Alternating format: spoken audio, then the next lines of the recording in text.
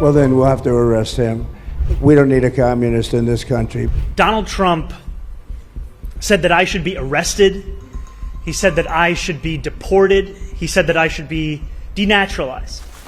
Why hasn't he been held accountable or anybody? आप जानते हैं बहुत से लोगों ने बहुत से लोगों को माफ़ी दी है और उन्हें माफ़ी नहीं दी जानी चाहिए थी। जैसे राजनीतिक ठगों को अचयनित समिति को माफ़ी दी गई थी क्योंकि उन्होंने 2 साल की सुनवाई से सारी जानकारी नष्ट कर दी थी और उन्हें गिरफ्तार किया जाना चाहिए था, लेकिन उन्हें माफ़ी दी गई।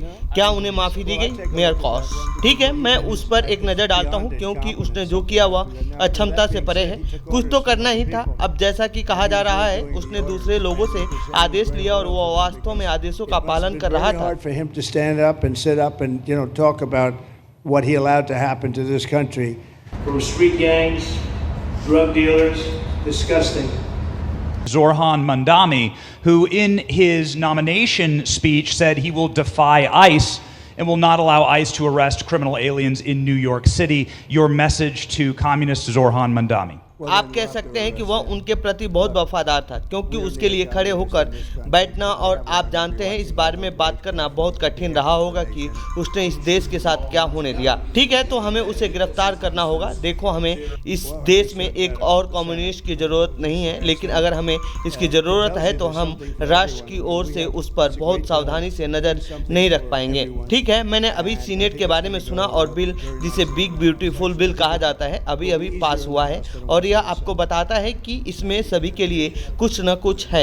मेरा मतलब है हमारे पास यह एक बढ़िया बिल है, इसमें सभी के लिए कुछ न कुछ है और मुझे लगता है कि यह सदन में बहुत अच्छी तरह से चलेगा। वास्तव में मुझे लगता है कि सदन में यह सीनेट की तुलना में आसान होगा। But you're going to have all those animals, they're going to be around.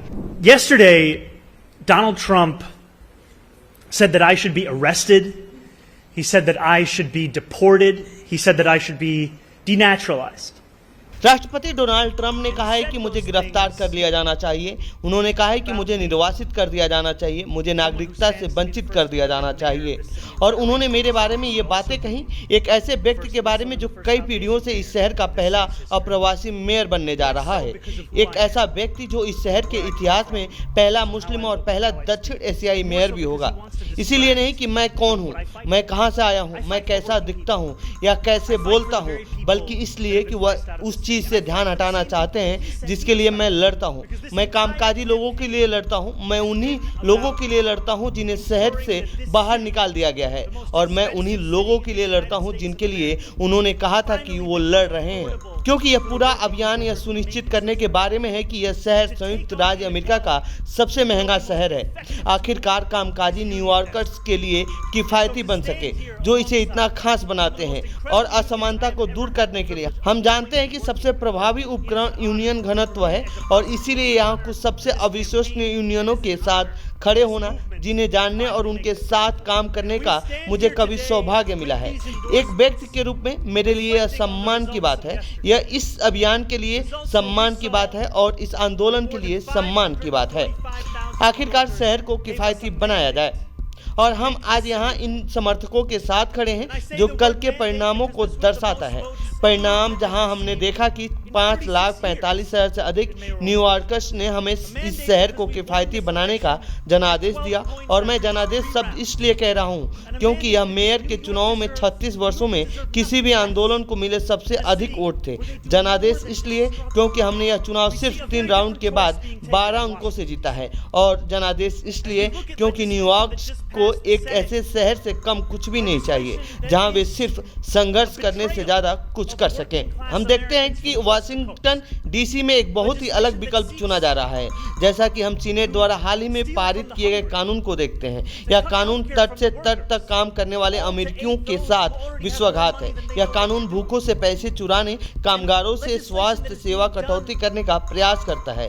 यह सब उन लोगों की सहायता करने के लिए है जिनके पास पहले से ही इतना पैसा है कि वे नहीं जानते कि इसका क्या करें और यह कानून एक ऐसे राष्ट्रपति के निर्देश पर बनाया जा रहा है जो काम करने वाले लोगों के लिए लड़ने का दावा करता है और हम जानते हैं कि इस शहर में यह दिखाना हमारे ऊपर है कि हम न केवल अधिनायकवाद के खिलाफ लड़ सकते हैं बल्कि हम काम करने वाले लोगों के लिए भी लड़ सकते हैं। Of not only winning a city hall that puts working people first, but finally bringing an end to the chapter in our city, led by our current mayor, to raise rents on those same New Yorkers, to price those same New Yorkers out of this city, and to do all of those things while collaborating with a Trump administration that is seeking to attack the very fabric of this city. And in this moment, New Yorkers deserve a leader that will continue to look forward, will continue to expand this coalition, will never be satisfied with the idea of winning an election, but rather leading a city. Though we may have won on Tuesday, though we will continue to fight to win in November, we will look to represent every single New Yorker, whether they voted for me, whether they voted for someone else, or whether they didn't vote at all because of their lack of faith in this political system. I will be your leader, and I will lead you to a city that you can afford, a city that you will be safe in, and a city that will finally show what politics can look like, and that it can be more than just a mirror of what we see in DC.